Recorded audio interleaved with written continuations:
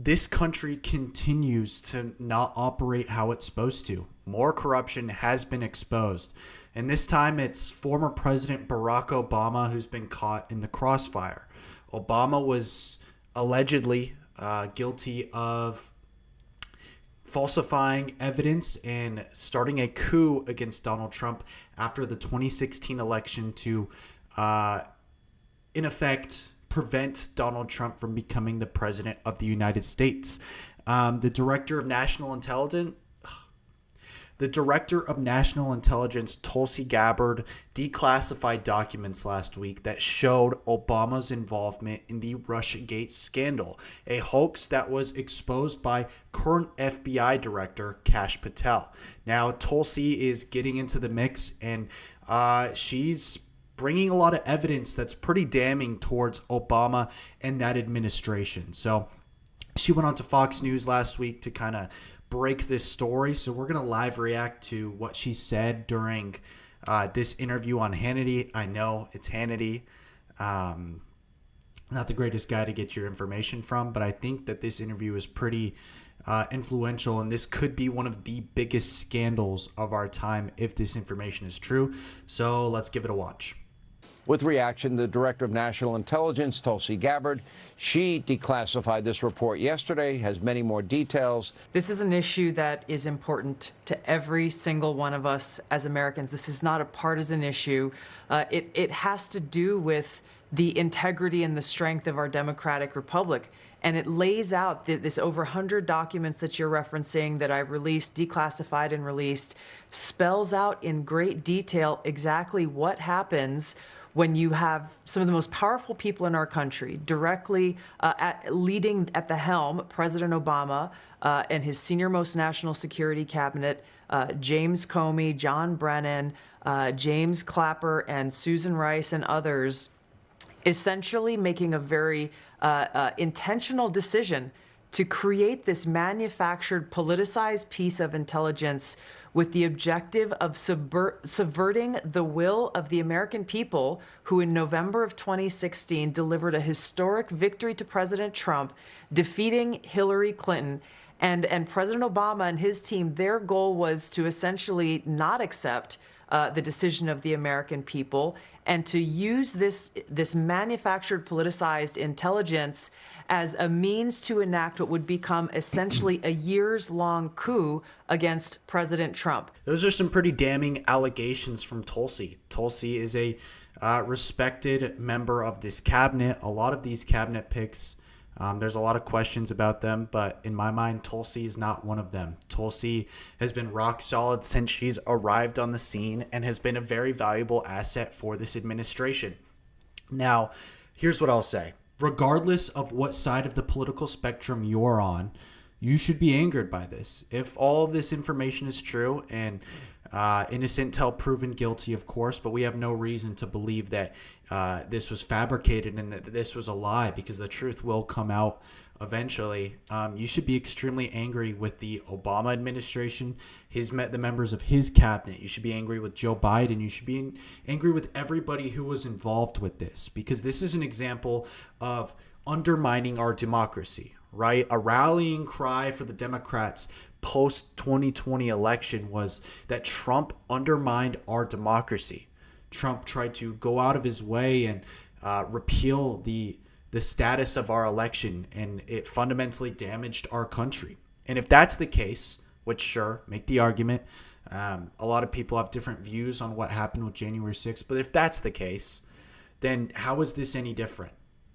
How is Obama fabricating evidence any different than Donald Trump organizing a coup at the Capitol building? Could someone tell me what the difference of that is? Could someone explain to me why we shouldn't be calling for treason? We shouldn't be arresting Obama? And I know people are going to mention that Supreme Court decision from July of last year that stated essentially that presidents couldn't be arrested for things they did in official acts of an official capacity, right? And they left the language kind of vague. That's all they gave you. And John Roberts, in his opinion, was a little concerned about how this ruling would affect the future of American politics. He was worried that maybe this would give presidents too much power. So say the Trump administration were to try to press charges to Obama, they would have to prove that this act of fabricating this evidence and creating a coup to get the president out of his position was an unofficial act. That's what they would have to do. They would have to prove that Obama was acting outside of his official capacity as the president of the United States. And that's where it gets pretty difficult. But let's not talk about the legal ramifications behind this. Let's not talk about any of that. Let's talk about you and how you should feel about this. Because as conservatives, as liberals, as Americans, we want this country to run smoothly. We want democracy to be upheld. And it's really easy to fall into the cycle of treating politics almost as a sporting event, rooting for your side. And, no matter what your side does, as long as it's not the liberals winning, you take that as a win. That's not good. And that's not what this country was built on. That's not what this political system should be. And it's a shame that it's come to that. But this is an opportunity for conservatives and liberals to stand up to the deep state and stand up to the people who've been controlling things behind the scenes. Unelected bureaucrats, unelected officials that have been calling the shots for decades now. This is our chance to come out and show them that we're not okay with this. Arresting Obama would look bad. It certainly would, because there's kind of Obama's kind of sacred in a way to the Democrat Party. You almost have to speak about him with a hushed tone. I think it's a little silly, but this is bad. What Obama did here, what his administration did to keep Donald Trump out of the White House, that's bad. If you think January 6th was horrible and a stain on this country's legacy, then you have to feel the exact same way about this. And I want to remind you what these people were preaching for the last couple of years. No one is above the law. No one is above the law, not even the son of the President of the United States. No one is above the law. The fact is, no one is above the law.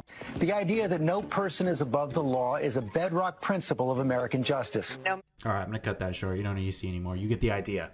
These are the people that fell in line with this Russia hoax. They're the people that propagated it and really made it the major story that ultimately kind of undermined the entire first Trump administration. Clearly, the fabricated evidence, everything, it didn't work, right? He wasn't removed from office, but he was impeached. And this was a shadow that controlled his first presidency.